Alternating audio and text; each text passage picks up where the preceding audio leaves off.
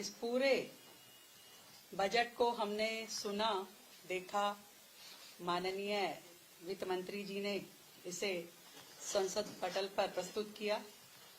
और मैं अपनी ओर से देश के यशस्वी प्रधानमंत्री नरेंद्र मोदी जी को दिल से धन्यवाद देती हूं कि जिनके मार्गदर्शन में विकसित भारत के संकल्प को मजबूत आधार देने वाला हमारा ये बजट हमारी वित्त मंत्री निर्मला सीतारमण जी द्वारा रखा गया और वित्त मंत्री निर्मला सीतारमण जी का भी बहुत बहुत आभार व्यक्त करती हूं, जिन्होंने एक बहुत ही संतुलित, दूरदर्शी और आम नागरिकों की जरूरत के अनुसार इस बजट को बनाया और हम सबको दिया। साथ ही मैं देश के गृह मंत्री अमित शाह जी का भी विशेष रूप से धन्यवाद करती हूं कि जिन्होंने दिल्ली की सुरक्षा और कानून व्यवस्था और प्रशासन से जुड़ी जो व्यवस्थाएं हैं उनको मजबूत करने के लिए हमें विशेष रूप से संबल दिया। और मैं ये कह सकती हूँ कि ये जो पूरा बजट है ये देश के हर वर्ग को भरोसा देता है, गरीबों को सहारा देने वाला बजट है। ये युवाओं को मौका देने वाला, महिलाओं को सम्मान और ताकत देने वाला और देश की अर्थव्यवस्था को आगे बढ़ाने और एक साफ रोड मैप दिखाने वाला ये पूरा बजट है। और जो 3 बातें हमारी आदरणीय वित्त मंत्री जी ने कही, 3 कर्तव्यों की बात कही, वो बहुत ही शानदार थी कि ये बजट 3 बड़े कर्तव्यों से प्रेरित है और यही इसकी सबसे बड़ी ताकत है। पहला कर्तव्य है देश की आर्थिक वृद्धि को तेज करना और लगातार उसे बनाए रखना, दोनों चीजें। दूसरा कर्तव्य है कि लोगों की आकांक्षाएं पूरी करना और लोगों की, परिवारों की क्षमता बढ़ाना ताकि हर नागरिक देश के विकास में भागीदार बन सके। और तीसरा कर्तव्य जो आदरणीय प्रधानमंत्री नरेंद्र मोदी जी का विजन है, उनका मंत्र है सबका साथ और सबका विकास। इस विजन को सही मायने में जमीन पे उतारने के काम इस बजट ने किया ताकि हर परिवार, समुदाय इनको साधन भी मिल सके और अवसर भी मिल सके। ये बजट मुझे पूरी तरीके से युवाओं के लिए, महिलाओं के लिए, मध्यम वर्ग सभी के लिए मौका देने वाला, अवसर देने वाला और भारत की प्रगति को एक नए आयाम तक लेके जाने वाला मुझे लगता है। और इस बात को भी मैं पूरे विश्वास के साथ कहती हूँ कि आज जो दिल्ली सरकार है वो केंद्र सरकार के साथ मिल करके बजट में दी हुई अधिकतम योजनाओं का लाभ ले सकते हैं। दिल्ली सरकार लगातार केंद्र के साथ मिल करके एक विजन, जो विजन 2047 है, विकसित भारत, विकसित दिल्ली, हम उस पे काम कर रहे हैं। लगातार केंद्र से संपर्क में रहते हुए हम अपनी परियोजनाओं के लिए फंड भी लेके आते हैं और हर योजना पे केंद्र के साथ मिलके काम भी कर रहे हैं हम। तो ये सारा का सारा जो बजट है इसमें हर एक एक्सपेक्ट को जब मैंने देखा तो दिल्ली के लिए मुझे बहुत ही ये शानदार बजट दिखाई देता है, जिसमें रोजगार के भी अवसर हैं, डेवलपमेंट के लिए भी हमारे साधन हैं और पूरी तरीके से इस बजट को हम दिल्ली के हित में मानते हैं। बहुत ही शानदार लगा मुझे इस बजट में महिलाओं के लिए जो प्रोविजन रखा गया, विशेष रूप से हमारी लड़कियों के लिए जो हॉस्टल्स हैं। अब हर जिले में जब हॉस्टल बनेंगे तो लड़कियों को बेहतर एजुकेशन के लिए, अपने रोजगार के लिए अवसर मिल पाएंगे। अन्य राज्यों से आकर के भी लोग जिस राज्य में वो अपनी पढ़ाई करना चाहते हैं, रह करके काम करना चाहते हैं, उन्हें अवसर मिलेंगे। दिल्ली भी इसमें सहभागी होगा। ये एक बहुत बड़ा, मुझे लगता है कि देश को एक बूस्ट मिलने वाला है इस चीज से। युवाओं के लिए भी हमने देखा कि अनेक प्रकार की योजनाएं और एक तरीके से नेक्स्ट जनरेशन बजट इसको कहें तो कोई गलत नहीं है, जिसमें स्वास्थ्य पे, खेल पे, पर्यटन पे, हर चीज को रोजगार के साथ जोड़ा गया है। और इस बजट से कुल मिला के ग्रोथ भी मिलता है, सुधार भी मिलता है और जनता को राहत भी मिलती है। मैं जब इन सारे प्रोविजंस की बात करती हूँ तो विशेष रूप से कहना चाहूंगी कि इस बजट में जो हमें दिल्ली के लिए एलोकेशन मिला, जो 1348 करोड़ रुपए, उसके लिए भी मैं धन्यवाद देना चाहती हूँ। शासकी के अंतर्गत जो 3 राज्य, दिल्ली, पुडुचेरी और जम्मू एंड कश्मीर, इसके लिए पहले बजट हुआ करता था 6275 करोड़ रुपए। अब उसको बढ़ा के 15,380 करोड़ कर दिया गया है। तो ये तीनों राज्य जो लेजिस्लेचर वाले हैं, इनको इसका सीधा लाभ मिलेगा और दिल्ली इस पूरे लाभ में से अधिकतम लेके जाने का प्रयास करेगी। इसी तरीके से सेंट्रली स्पॉन्सर्ड जो स्कीम्स होती हैं केंद्र सरकार की, उसका बजट भी बढ़ाया गया है केंद्र द्वारा इन तीनों राज्यों के लिए। वो पहले 12,483 करोड़ हुआ करता था पिछले साल तक।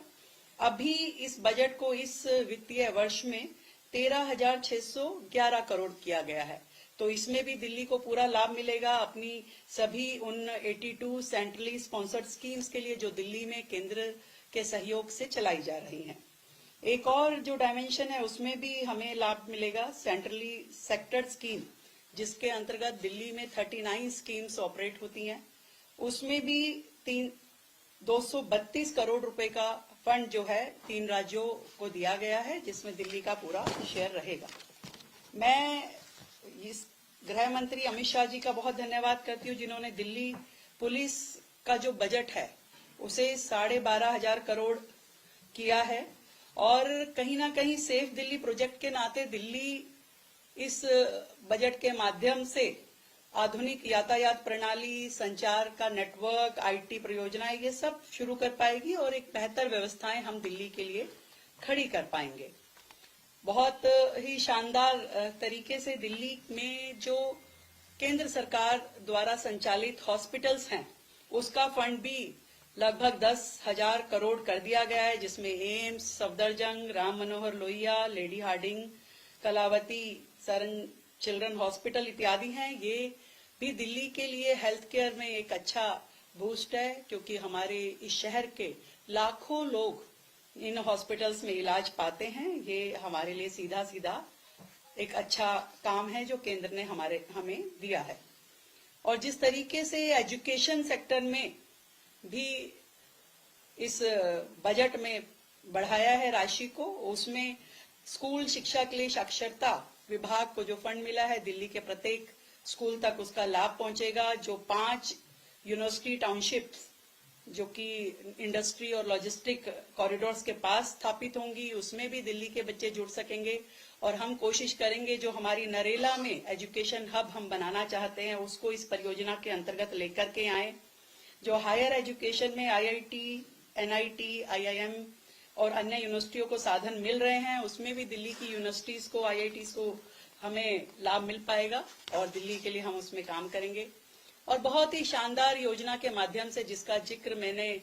अपने गणतंत्र दिवस के वक्तव्य में भी दिया था, जो ऑरेंज इकोनॉमी की बात माननीय वित्त मंत्री जी ने की और उसको मजबूत करने के लिए जो कदम उठाए हैं वो सच में काबिले तारीफ हैं। AVGC, animation, visual effect, gaming and comic, इस सेक्टर में काम करते हुए जो केंद्र योजना बना रहा है कि 15,000 सेकेंडरी स्कूल और 500 कॉलेजेस में कंटेंट क्रिएशन लैब्स जो स्थापित होंगी, हम इसमें दिल्ली के सेकेंडरी स्कूल्स और कॉलेजेस को भी जोड़ेंगे और दिल्ली इस सेक्टर के लिए बेहतरीन काम करेगी, क्योंकि दिल्ली खुद एक इंडस्ट्रियल की बजाय सर्विस सेक्टर स्टेट है। तो हम चाहेंगे कि हमारे युवा, हमारे इस राज्य के स्टूडेंट इस फील्ड से जुड़ें और वो अपने लिए यहाँ पे बेहतर रोजगार ले पाएं। और इसी तरीके से शिक्षा और रिसर्च को बढ़ावा देने के लिए जो budget AI centre for excellence, virtual lab और एडवांस रिसर्च प्रोग्राम्स के लिए रखा गया है, उसमें भी दिल्ली पूरा लाभ लेगी। और क्लाउड कंपनीज के लिए जो 2047 तक टैक्स की छूट देने का फैसला किया, ये एक बहुत बड़ा फैसला है और इससे भारत में डाटा सेंटर का बेहतरीन इस्तेमाल हो पाएगा और इस सेक्टर में लोगों का निवेश भी बढ़ेगा। दिल्ली में हम चाहेंगे कि इस योजना का पूरा लाभ लेते हुए हम दिल्ली को इसमें आईटी हब के नाते डेवलप करें और इस योजना को अपने यहाँ इसका पूरा लाभ भी लें। मैं धन्यवाद करना चाहूंगी साथ में पर्यावरण, वन एवं जलवायु परिवर्तन मंत्रालय का बजट भी इस साल बढ़ाया गया लगभग 1100 करोड़ रुपए और दिल्ली एनसीआर में इस बजट के माध्यम से पर्यावरण की समस्या को बेहतर समाधान देने में खर्च किया जाएगा और हम सब दिल्ली वासी इससे लाभान्वित होंगे। और ट्रांसपोर्टेशन की दृष्टि से जो 7 हाई स्पीड रेल कॉरिडोर्स बन रहे हैं, उसमें दिल्ली वाराणसी रेल कॉरिडोर हमें मिलना एक बहुत ही सम्मान की बात है। इससे दिल्ली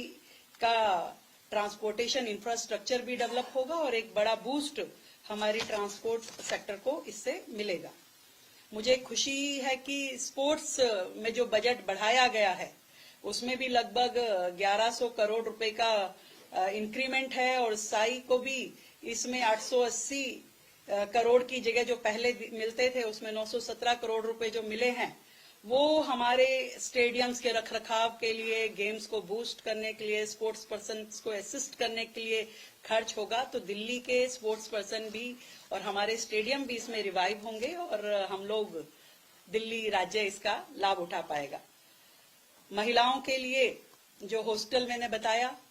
वो हम हर जिले में बनाएं और अपनी दिल्ली की लड़कियों को इसमें फायदा दे पाएं, ये हमारे लिए एक बड़ा काम है और इसको हम जरूर करेंगे। एक शानदार काम जो केंद्र सरकार ने अपने इस बजट के माध्यम से किया है ग्रीन एनर्जीज की ओर, यानी कि बैटरी बनाने वाली मशीनों पे जो छूट का दायरा बढ़ाया गया और जो बैटरी एनर्जी स्टोरेज सिस्टम के में इस्तेमाल होने वाला सामान है अब उस पे ड्यूटी नहीं लगेगी। और इसी तरीके से जो सोलर ग्लास बनाने में इस्तेमाल होने वाले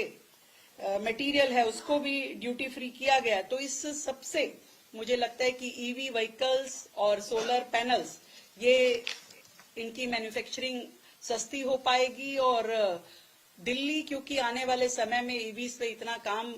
कर रहा है, अपने सोलर पैनल पे, ग्रीन एनर्जीज पे इतना काम कर रहा है, तो हमें इसका पूरा लाभ हम दिल्ली के नाते लेंगे और अपनी दिल्ली को पूरी तरीके से सोलर, ईवी इनसे जोड़ते हुए हम केंद्र के साथ में बातचीत करते हुए मैक्सिमम फंड को अपने यहाँ यूटिलाइज कर सके, इसके लिए हमारा प्रयास रहेगा। मुझे लगता है कि ये पूरा का पूरा जो क्लीन एनर्जी इस्तेमाल की तरफ ये कदम केंद्र सरकार का है और इससे क्लीन एनर्जी इस्तेमाल भी बढ़ेगा, घरेलू मैन्युफैक्चरिंग भी बढ़ेगी, ग्रिड जो इंटीग्रेशन है वो भी इसमें जो सरकार का फोकस है इसमें मजबूत होगा और दिल्ली इसमें अपना पूरा रोल निभाएगी। मैं इस सारे विषयों पे जब देखती हूँ तो मुझे इस बजट के माध्यम से लगता है कि दिल्ली का ये साल जो है बेहतर योजनाएं लेने का काम है, क्योंकि पहले जब दिल्ली सरकार और केंद्र सरकार काम करती थी तो दिल्ली राज्य का एटीट्यूड, जो पिछली सरकारों का एटीट्यूड हमेशा रहता था कि केंद्र से हमें मदद नहीं मिलती है या केंद्र हमें सपोर्ट नहीं करता, जबकि केंद्र ने हमेशा अपना असिस्टेंस दिया है। केंद्र ने डिजास्टर मैनेजमेंट में भी, जब मैं पुरानी फिगर्स भी देख रही थी तो तब भी कोविड के समय हो जब 165 करोड़ रुपए सिर्फ नेशनल डिजास्टर द्वारा दिए गए थे, अलग अलग सालों में हर हेड में दिल्ली को पैसा मिला, बजट मिला, परंतु दिल्ली राज्य उसे इस्तेमाल ही नहीं कर पाता था। यहाँ तक कि जो हमारी सेंट्रली स्पॉन्सर्ड स्कीम्स थी उनको लेने की तरफ कभी दिल्ली की पिछली सरकारों का इनिशिएटिव ही नहीं रहता था। पर हम दिल्ली की जनता को मैक्सिमम बेनिफिट मिले और दिल्ली की जनता केंद्र द्वारा दी गई हर राशि का उपयोग कर सके, इसके लिए सारी जितनी भी सेंट्रली स्पॉन्सर्ड स्कीम्स हैं या फिर हमारी सेंट्रली सेक्टर की जो स्कीम है उसका लाभ दिल्ली तक लेकर के आएंगे। और मैं तो ये भी कहना चाहूंगी कि केंद्र सरकार ने जो इस बार हमें पहली बार दिल्ली राज्य को पब्लिक बोरोविंग की जो फैसिलिटी दी है, जो परमिशन दी है, वो हमारे लिए एक लाइफलाइन है, जिसके माध्यम से हम 21,000 करोड़ रुपए मार्केट से लेने में सक्षम हुए हैं, जो कि पूरी तरीके से कैपिटल एक्सपेंडिचर के नाते से दिल्ली में काम आएगा। एक बहुत बड़ा बूस्ट है दिल्ली राज्य के लिए, क्योंकि हमें फ्लाईओवर, सड़कें, हॉस्पिटल, स्कूल, इंफ्रास्ट्रक्चर हर चीज पे काम करना है। तो ये एक बड़ा अमाउंट है जो केंद्र की मदद से हमें मिल पाया और इसके साथ हम काम कर रहे हैं। तो ये भी, इसके लिए भी मैं धन्यवाद देना चाहती हूँ अपनी केंद्र सरकार का, अपनी वित्त मंत्री जी का, माननीय प्रधानमंत्री जी का, जिनके सहयोग से दिल्ली में ये इतना बड़ा काम अब हो पाएगा। मैं कुल मिलाकर के इस पूरे बजट को विकास की ओर एक बहुत ही मजबूत कदम, जिसमें जब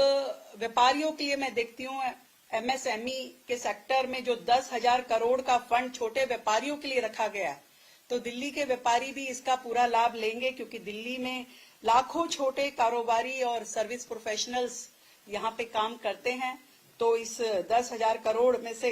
हम भी दिल्ली के व्यापारियों को ये लाभ पहुंचा पाएंगे। ईज ऑफ डूइंग बिजनेस और फाइनेंशियल रिफॉर्म की दृष्टि से जिस तरीके से केंद्र ने अपने बजट में बहुत सारे प्रोविजन रखे हैं, चाहे वो नगर निगम की फंडिंग से जुड़ा है, चाहे आईटी सेक्टर से, सर्विस सेक्टर से, कॉर्पोरेट बॉन्ड से, ये सब के माध्यम से मुझे लगता है कि पूंजी जुटाना भी आसान होगा, निवेश भी बढ़ेगा, रोजगार भी बढ़ेगा और दिल्ली की अर्थव्यवस्था को गति भी मिलेगी। तो ये, और एक विशेष रूप से धन्यवाद जो देना चाहती हूँ, जो हमारा चंद्रावल का जो प्रोजेक्ट है, वाटर प्रोजेक्ट, उस पे भी हमें 380 करोड़ रुपए इस साल मिल रहा है। और दिल्ली में क्योंकि पानी एक गंभीर समस्या है, तो इस 380 करोड़ के माध्यम से हम दिल्ली की लाखों लोगों को हम लाभ पहुंचा पाएंगे, पानी पहुंचा पाएंगे। और यही कहना चाहती हूँ कि केंद्र सरकार का धन्यवाद, जो दिल्ली के विकास को बहुत ही गंभीरता से लिया जिन्होंने, और दिल्ली सरकार के लगातार प्रयासों को, संवाद को, और पूरी तरीके से दिल्ली कैसे आगे बढ़े,